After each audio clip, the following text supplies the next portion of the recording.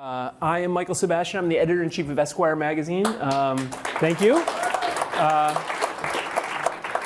So it's my pleasure to be at the Paley Center tonight for the opening night event to kick off this the Office in the Paper exhibit. I hope everybody gets a chance or got a chance to see it. It's very, very cool.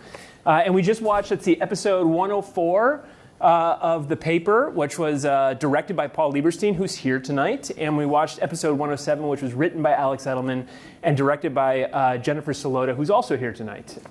So this is going to be fun. We're going to bring them out now. So let's see. Let's start with Eric. Let's see. Are they ready? I hope they're coming out here in a second. Eric Rahill, who plays Travis on The Paper. He is also one of the writers as well. Let's see, who's next? Chelsea Frei, who plays the really delightful Mare, right?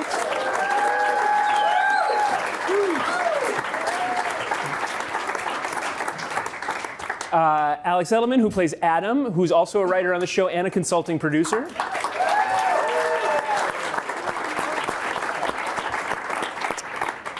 Jennifer Celotta, who's an executive producer and writer of The Office and a director of The Paper. Oscar Nuñez, of course, who plays Oscar on both The Office and The Paper.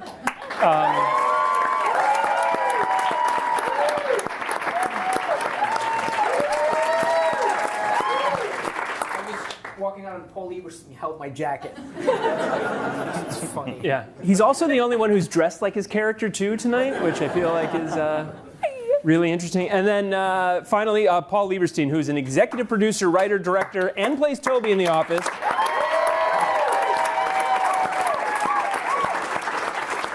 And let's see, also a consulting producer, writer, and director on The Paper. Thanks, everyone, for coming out for this. This is going to be really great. So cool.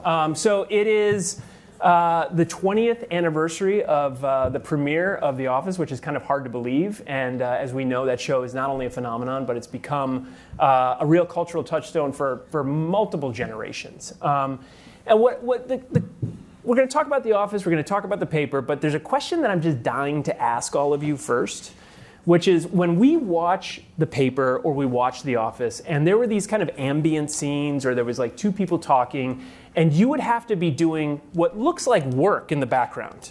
I'm dying to know what you're actually doing. Like, are you actually doing work, or are you just like scribbling something? I don't know. Chelsea, do you want to take that? I will take that. Yeah. Oscar, actually, yeah, I'm going to you. Oh, no. He, on our second day of filming, Greg and Michael wanted us to not shoot any scenes. He just wanted us to work. And we were all, I'll speak for myself. I was still terrified I was going to get fired at any moment. And I was like, oh my God, this is the one thing I didn't prep for. I knew my lines so well. And I remember Oscar immediately came over to my desk with papers and did this little so you're going to want to move that date and you're going to want to move it down. And it was the most real. I was like, oh my God, this is a man who's been pretending to work for the past 20 years. He really knows how to do it. And so anytime I was kind of lost in a scene, I'd immediately beeline over to him and just I'd be like, so we want to take that and we want to move that over there. So that's a lovely thing I learned from Mr. Oscar. Well, but I was told there weren't going to be any controversial questions, Michael. That's kind of... Well, let's dive right into a controversial question right now. You are the only person on the stage who has been on both The Office and The Paper. So round of applause, right? A man that Greg Daniels has called a comic powerhouse. So my question for you is, which cast do you like better? I am... I'm loyal to The Office. We know each other so well. Wow. We are comfortable. We finish each other's... hold on, Alex. We finish each other's sentences. We're very comfortable around each other. And then along comes this frisky new cast walking down the street, swinging its tail feathers back and forth, giving me the old wink. Is the dress a little too tight? Yeah, maybe, but they got my attention. And so I started hanging out with the new cast, and guess what? Serves me right, I got caught by the old cast. Yeah, and now it's a big to-do, and we're in court right now. I don't want to say it. I'm separated from the old cast, but we're still friends. But the new cast is hot and it's exciting. I don't know. It's vapid. It's vapid, and it's silly, and it's too young. Even a one-sentence answer. Okay, that's enough of that. Thank you, Alex, for stopping me. Someone stop me if I go. Thank you. All right, what was the question? Yeah, who knows? All right, Paul, I want to go to you because, so again, The Office, it's celebrating its 20th anniversary of its premiere. And I mean, the show, it just keeps on going in terms of the audience love for it, right? Even during the pandemic, we saw this surge. I mean, I think it was like the most streamed show during the pandemic, something like that. Nuts. I'm curious, why do you think this show has continued to endure? Like, what is the thing? What's the secret? Don't mess this up, Paul. I don't think there's one thing, but I do think we've put a lot in the realness of characters and sacrificed a lot to maintain that. Like, you know, this day of just like of doing bullshit work at your desk, that's kind of unheard of in a sitcom. So there's this, and I think that makes it possible to watch 20 years later, because otherwise it would just seem so dated.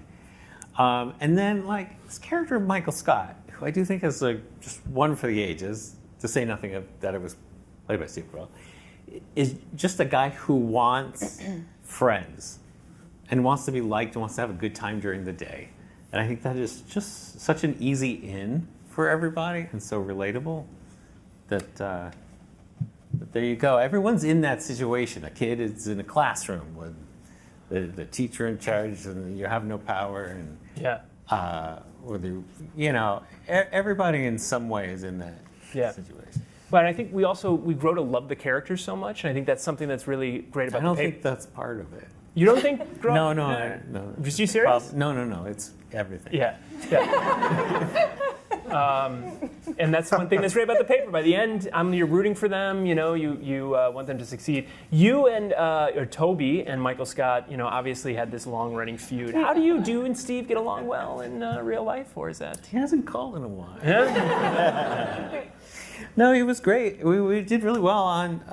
He's such a nice guy. But we were walking. I do have this very clear memory. We were walking on set one day. It was the bird funeral episode. Walking down to the funeral itself, and he just said, "You know, if I start treating you really poorly in real life, it's because of my method acting." And nice out. Yeah. Jen, I want you to take us into the early days of The Office. I mean, before it became this phenomenon. You know, like. What, yeah. By the way, I saw you talking down there, Alex. Can we cut it out?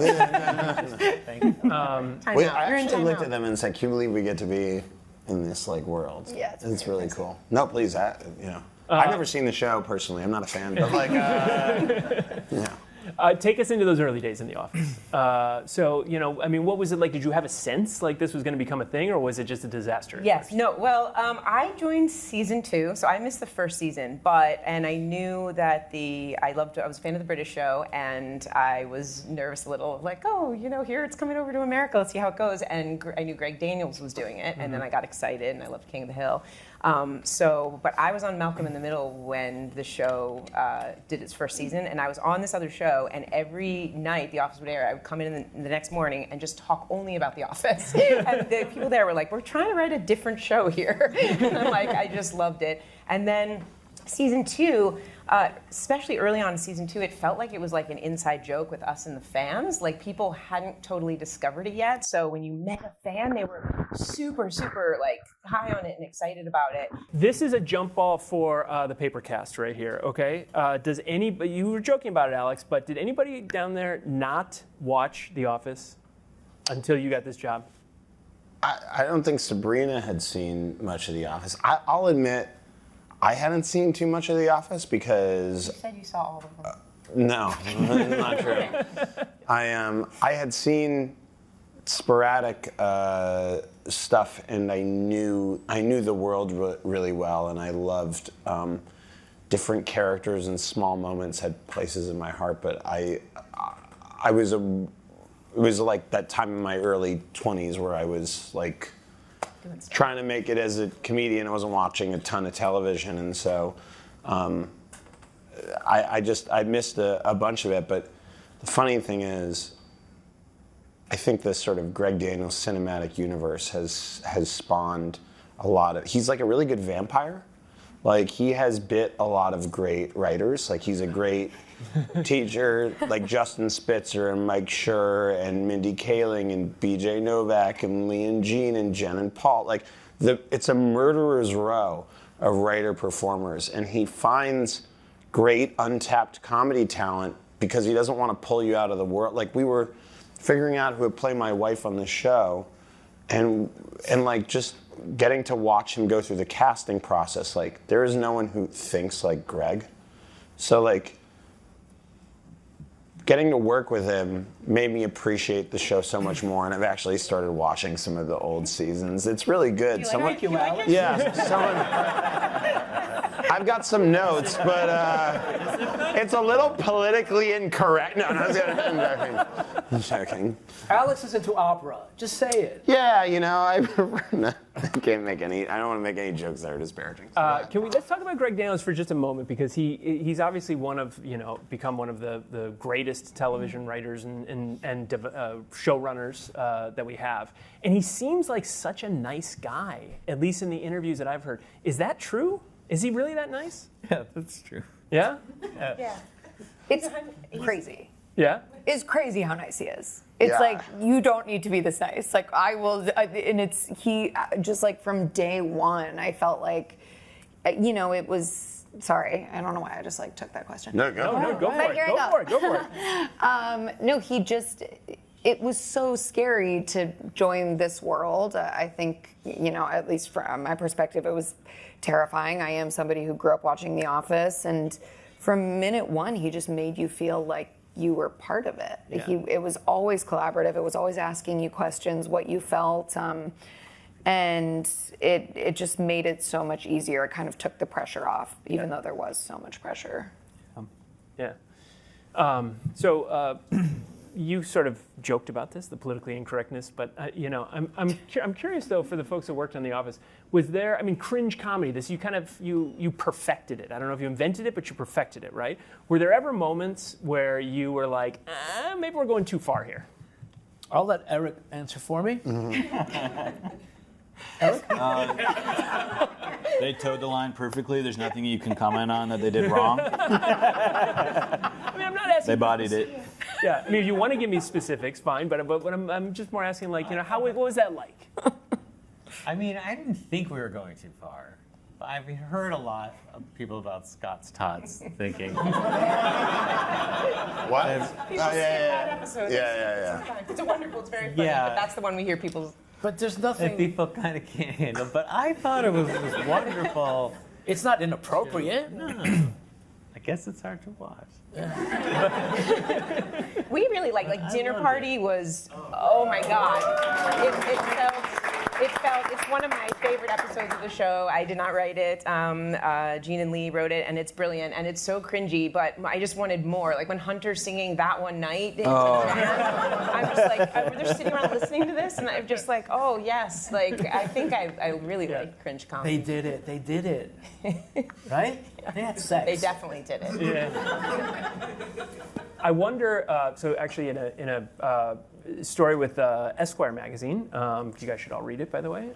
Steve Carell said that he how did he put it? He said something like, "It might be impossible to make The Office today." Now that interview was done maybe 5-7 years ago. Do you think there's any truth to that?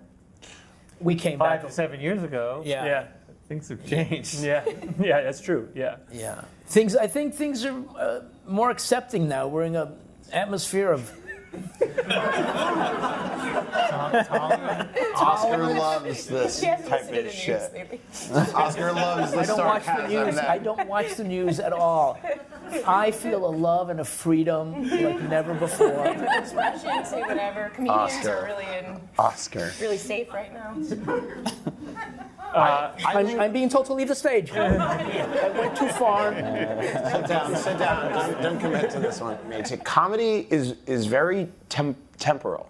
It exists in the environment that it exists in. It's created in relation to the world that it's in. Some shows have worlds that spin around them better than other shows, but like comedies, and the real challenge for comedies, by the way, like especially comedies for the stage, the more like personal and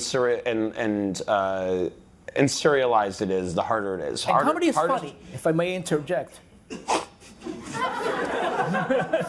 Comedy for the stage is hardest. Comedy for the stage for TV seems harder, and comedy for movies still faces the same challenge. When everyone goes, "Oh, you couldn't make that today." There's lots of stuff you couldn't make today. Like a lot of comedies have like people not being able to communicate is a plot point. Today you text and it's not the same thing. Like people's dynamics changed. So like I don't know. That vein, Alex. So why do you think comedy is so ignored by the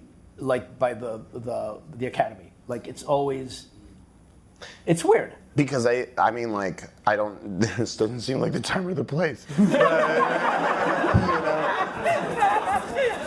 not now, when? If not when, who? And because not why? I think comedy is light on its feet because of that, and I don't think I don't know that it treats itself as enduring as more dramatic stuff. And I put you on the spot. You weren't prepared for that question. No, Michael, I mean, go. it's how I feel. Yeah, we can do a whole panel about this one. So let's get into the paper a little bit, right? Oh, please. Must we? Yeah. Eric, you've been silent down there, so I'm being respectful. I'm gonna.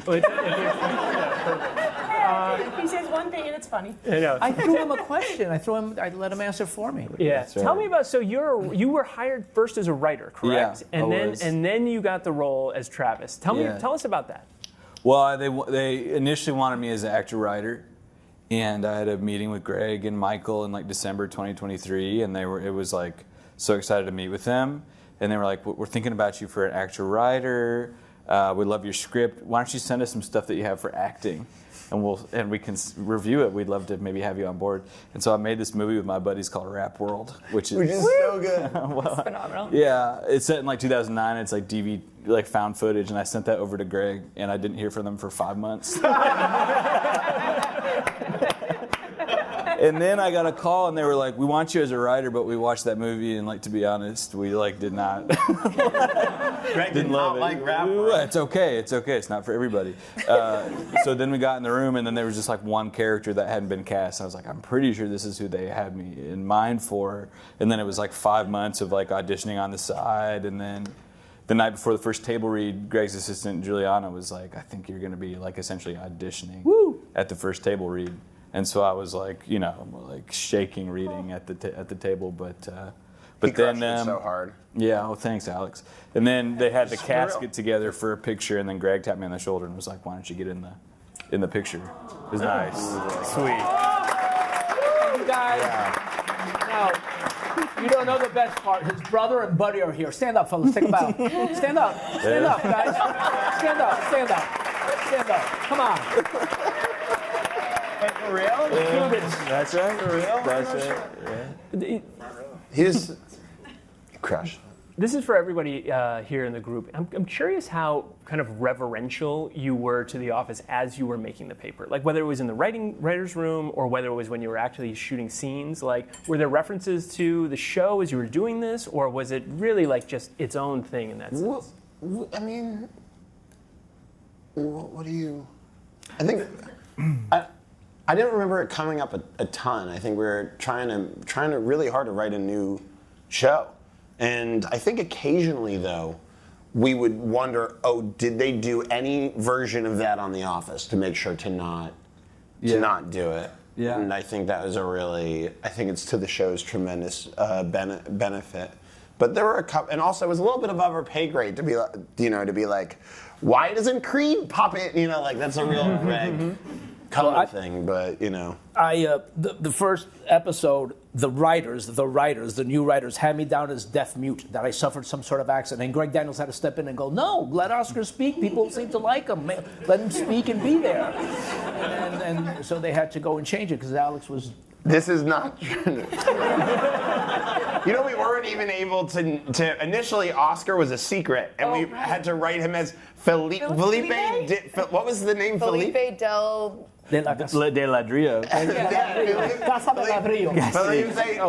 Felipe de Ladrillo or something, and I remember I wrote a joke in one of the scenes, which had the word Oscars in it, like the awards ceremony, and then I was like, oh, gotta change it. So I Control F replace all of the Oscars in my script to Felipe, and then we're in the room, and Greg is like, it says that they all watched the Felipes, and I'm like, Nobody loves that story. It's such a writer's story. Oh my God. Well, I remember the trams would come by, because we're on the Universal lot, so people can pay to go on a tram and see the lot. And I remember Oscar one time I had to be like, the tram's coming, dude, and you just like turned around and hid from the trams. My friend was filming on Hacks, which films down the lot, and he came over to see our set, and Oscar, or he came over, we just were like having a chat. And because everything was kind of very secretive, because Greg was really serious but not spoiling anything for fans. And Oscar walked out behind me, and Danny looked at me, and I was like, he's visiting set, it's so crazy, can't believe he's here. And then Jenna and Angela visited, and everyone thought they were on the show. Oh my gosh! They actually just visited. I was too afraid to talk to them, actually. You didn't talk to them? I was too afraid. They're I'm not fond of you. I'm glad.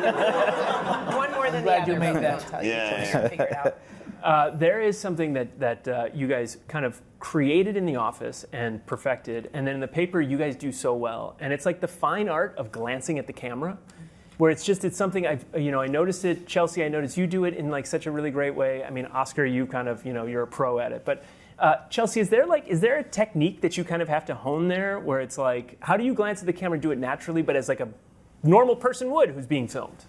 I think it needs to come from motivation, which I learned very quickly, because I think like the first couple times it was like, and I remember directors would very sweetly be like, you don't need to do that. But once you start doing it from a place of like, okay, my character has a relationship with the camera, which is really cool, because you spend most of your career as an actor trying to forget there's a camera there. And now you get this chance to interact with it, and every character has a different relationship with it. Yeah. And there are people like Esmeralda who desperately want the camera to know everything about her. And you get to kind of just build that as it goes. And I also think it's fun, like as the season goes on, and what the writers are so brilliant at doing is like you start to trust the camera more, and you want the camera to know more, or you want them to know certain things, or you want their opinion on something. So I think it kind of just comes down to motivation. Chelsea struggles a little bit with it, but I'm bringing her along. No, you're making progress, kiddo. She's making progress, you guys. Do you know what? She's lovely. She's coming along. Thank you. Magic in being caught by the camera too. Like I love when someone's feeling a certain thing. We have a spy shot, and then they see that the camera's there, and the difference between the secret moment and seeing the camera says so much about them and their character. And those are some of my favorite moments on the show. And I think Paul. Sorry, I was going to talk about how good you are in terms of it, but maybe you're about to weigh in. I think the camera is like a psychiatrist, and there's transference going on, and you always feel like, you put your relationship onto the camera, and they're kind of a reflection of you. Yeah, they're going to be my buddy, or they're going to be the person who's judging me, or My wife does it at home. I'm like, where are you looking? There's no camera. At home. Can't imagine why. There's a thing though that I think is really special about the show. And sort of actually was a nice tie with the Office I didn't get until I was in the room, and then maybe didn't even really get till I was on set. Mockumentary has become obviously a much more popular like comedy form, and sometimes like a character will in front of the camera be like, "I'm cheating on my wife," and you're like, you wouldn't say that in front of a camera. Like it would be, right. Yeah. And so like Greg and the other directors and Paul almost more than anyone I know is really really serious about like the logic of camera and whether or not, like, I remember we were rewriting a scene to be more like a character was disclosing more, and Paul and Greg was like, well, now it's got to be a spy shot, because they wouldn't admit that in front of a camera. And I think that like consciousness of like what it means to be the camera is like one of those special like subtextual things that makes The Office and the paper a little bit different from other like, from just like a mockumentary show, and like getting to stand behind like Paul and Jen and watching them set up these things. Like that scene you guys saw in the basement with Nate Jackson and the co-conspirators, Ken and Esmeralda in episode 7, that was really hard to shoot because you had to hide Nate and still get them, and they were whispering, and Jen like was setting up this shot. Like it was a thing you really put a shitload of work into. There was like a window that was pretty clear and would have had an easy shot of the Nate and Ken and Esmeralda on the couch, but it was just too clean and too easy, and it didn't feel conspiratorial. So we want to try to grab things. So we'll obscure the foreground. If you either have a window that's like frosted, or you're seeing a little crack, or you're seeing a bit of a crack in the door, but you don't want to. It feels good when you're reaching and having to like. Yeah. Lean in and figure out what's happening, especially in a conspiratorial scene. So it's too clean. It starts to feel like this, like there's an artifice. You start realizing it's not real, and then they can't see the camera, can they? Yeah. They can't see the camera. Why wouldn't they notice that? That's right. So why wouldn't they notice that? I love spy shots. I love those stolen, hidden moments, and then that switch when they do see the camera. There's also I already said it at the end. Did they leave in? I missed the end of the. Did they leave in? You know what happens, don't you? He doesn't watch The Office, and he doesn't watch the papers. It turns out.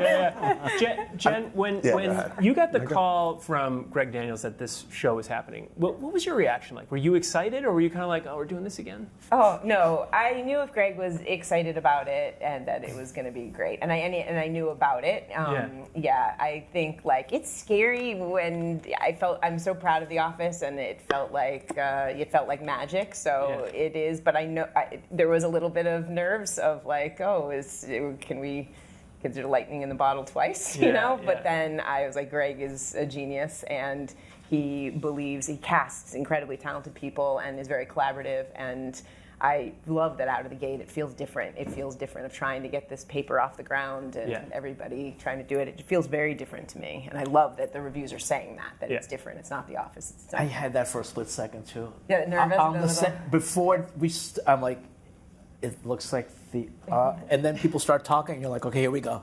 Just do it, jump in, right? Yeah. And then you're right. Greg Daniels and Michael Coleman were in good hands. And Michael, yes, of course. It's a whole different thing. Yep. Jen, it was really cool to do my episode with Jen, because it was right in the thick of production, episode 7, and it was there were long hours, and also that story engine's really tricky, like emotionally calibrating. The stakes for Ned are internal, right? Like he's working through his daddy issues. And a grounded character has to flip really quickly. And so Jen being a great writer and a great, like, it feels really interesting. A lot of our directors are like really amazing at 2 things.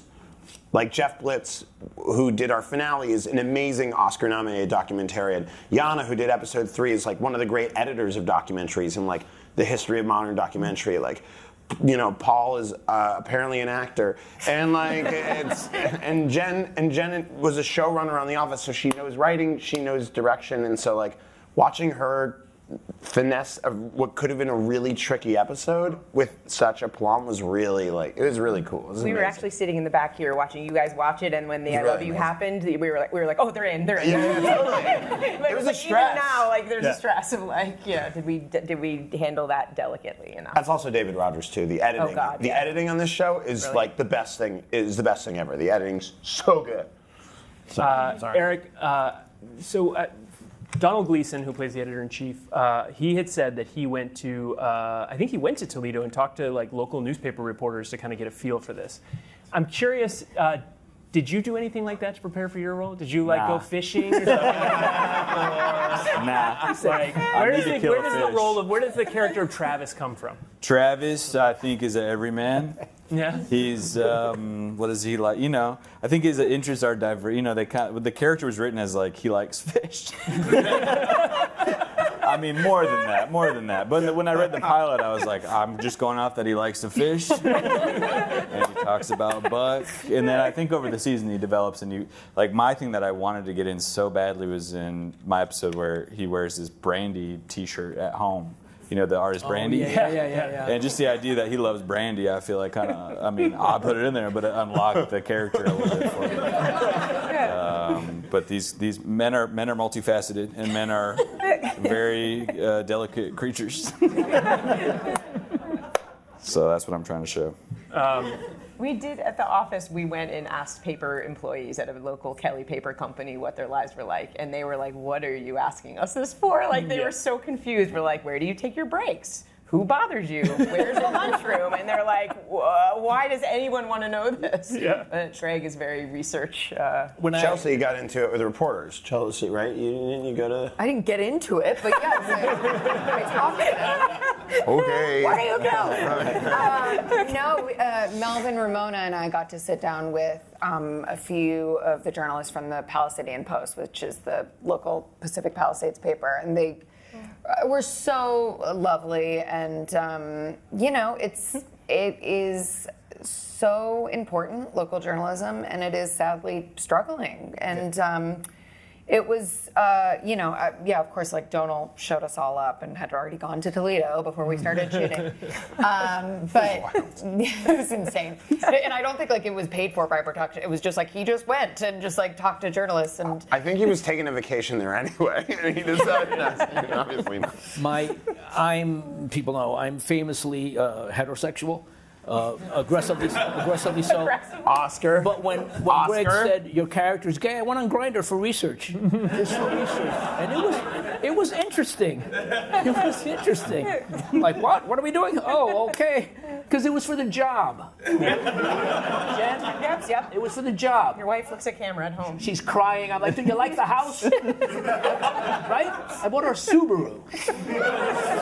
So Let me do my research. there is a scene, we're all kind of experiencing this right now. There's a scene at the end of the first episode where it's at the very end, it's like out during the credits, where Oscar, I guess, is just kind of riffing, saying like very vile things so that the camera won't be able to use it.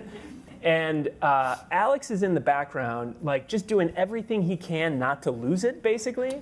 But I'm curious, who on the cast like broke the most? Me. It was you? Oh Yeah. my God! Like constantly. Like I'm like I'm shocked. I'm functional. And Oscar makes you break, but Tim Key is the worst because Tim Key will try to make you break. Like he'll exhale his breath into your face. He'll get really close to you. You guys know Tim Key? Yeah, he's Ken Davies. God. There's a scene in episode 6 where he gives me boner pills, and I take them without him telling me what they are. And then there's a scene where we have to stand at like a coffee thing, and I just knew it because he's like sizing me up, and I'm like, this mother is gonna try to break me, and it doesn't, and like.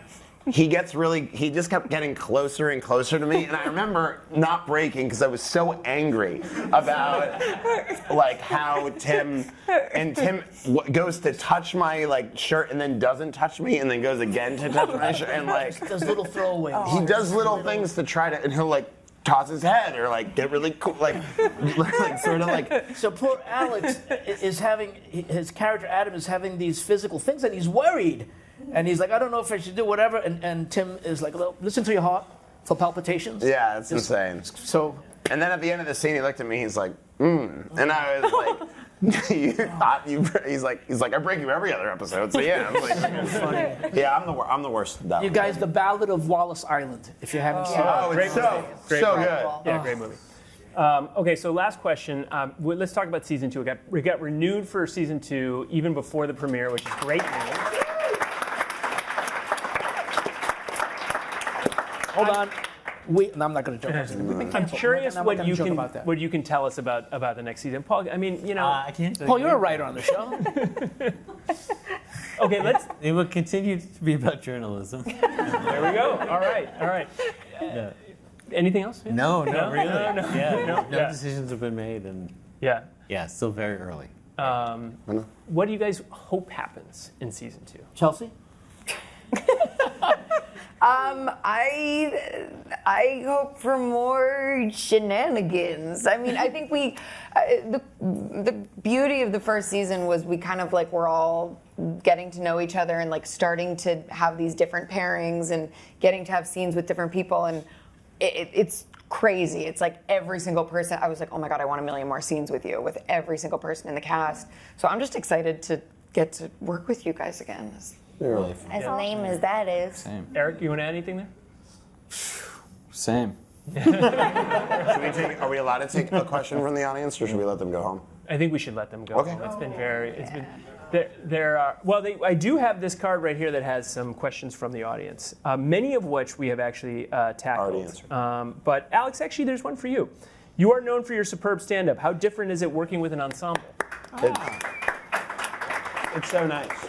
I mean, which sounds like boring, but I was doing solo shows pretty much from 2018 through this, and part of the allure, besides getting to learn from Greg Daniels and Michael Cohen, was to be part of an ensemble. Mm-hmm. And I remember I ran into someone from a different show on the lot, and they were like, oh man, you guys sit there in the background and work while other people return your first question. Is actually, there isn't a single asshole on the show. Everyone's really nice, funny, and not just funny in different ways. Everyone's really dedicated. Great writer's room, amazing directors, and like maybe because of the aesthetic of the show, the crew feels kind of like cast. Mm-hmm. And so it was kind of everything I wanted in, I don't know, it was really nice. It felt like being, when I was lucky enough to be on Broadway, I was like, oh, this is kind of different and special. Everyone is excited to come to work, and it kind of feels like a family, the whole crew. And this was a very similar experience, but because of the ensemble element, an even more lovely, refreshing thing. And this is like a cliche, but I learned a lot from my coworkers. And shut up, not you. But it was really amazing, and I'm really lucky I get to have this life experience. It's remarkable. So, no, don't go Warner's Nest, don't do it. But When were you on Broadway? I do. Oscar, I swear to God. You guys, I knew there would be a good writer's room. The cast is incredible. I'm so happy to be there, and that doesn't always happen. The cast is amazing. I just want to say that real quick. I love the cast is great. I do have one truly final question, and it's for Chelsea, actually. So, Chelsea, we started with you, we'll end with you, right? Perfect. So I read in Glamour magazine that in an interview that you did. You read Glamour magazine? Of all time. That your dad writes you a letter, handwritten letter every week, which is like the sweetest thing I've heard. What? And I'm just curious. This is crazy. My dad is here. Emil Frei, stand up. I will. Okay, sorry. Stand up. Tell them about the band. Stand up. There he is.